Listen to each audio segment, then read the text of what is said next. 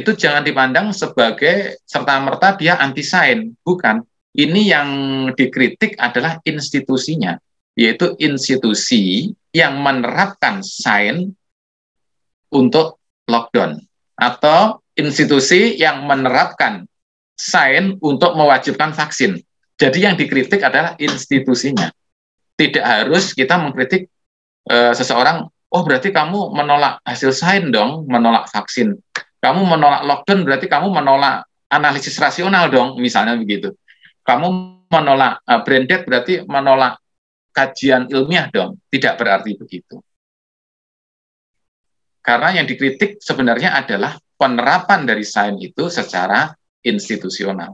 Nah, sehingga Bapak Ibu kalau kita sekarang mendiskusikan kayak sekarang ini misalkan tentang pandemi atau juga tentang brain dead, itu kita tetap menerima data-data sains, kita tetap menerima kajian-kajian sains, cuma kritik untuk penerapan institusionalnya yang kita perdebatkan. Nah, ini di Indonesia sudah ada yang menulis buku, Bapak Ibu sekalian, tentang kematian otak, dan menurut saya sangat bagus juga. Di sekitar halaman 70 diberikan tabel 6.1 ini. Betapa sulitnya kita menetapkan kriteria kematian yang berhubungan dengan otak. Karena di barat dan di timur, cara pandang kematian ini, interpretasinya, hermeneutiknya sangat berbeda.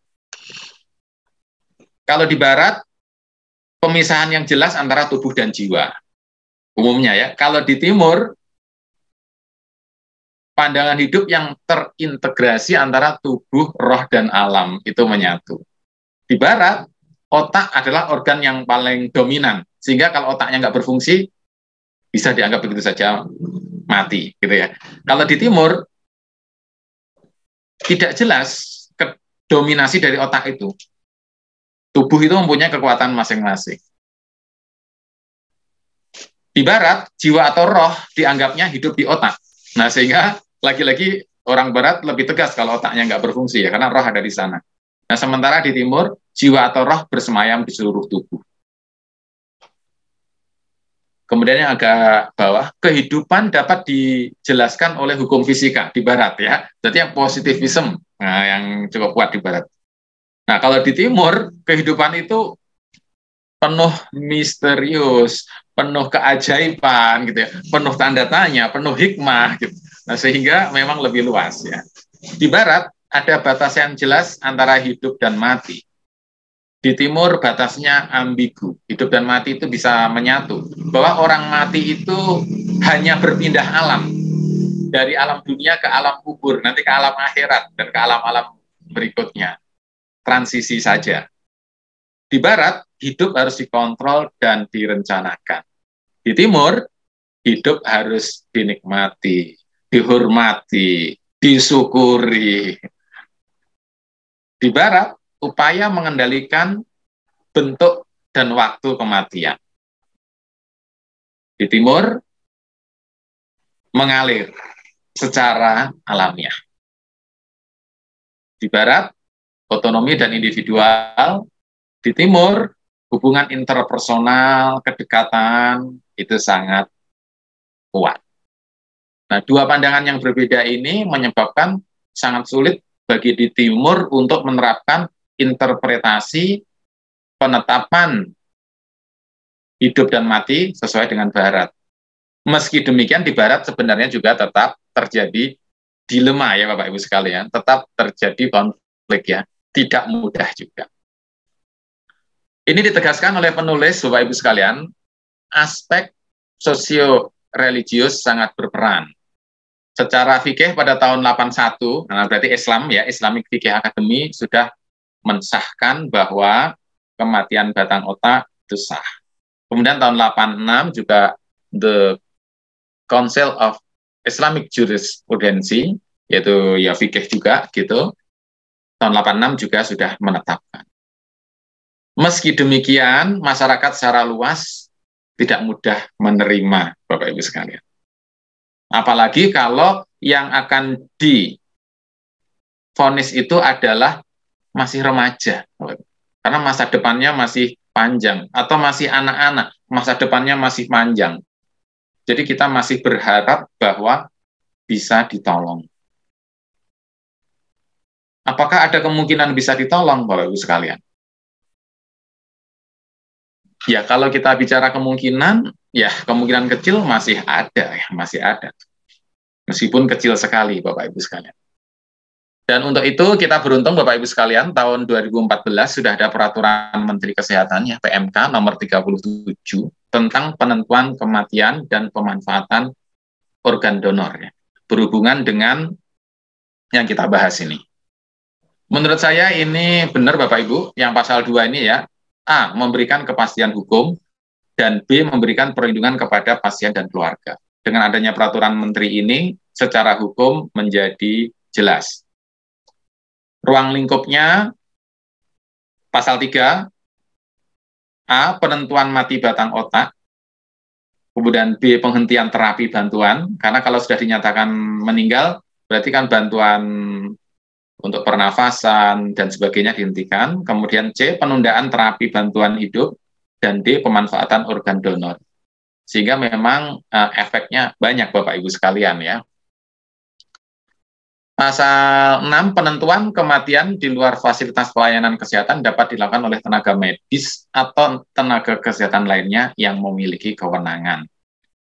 Ini Bapak Ibu kalau kita cermati ini akan menjadi sangat berat ya.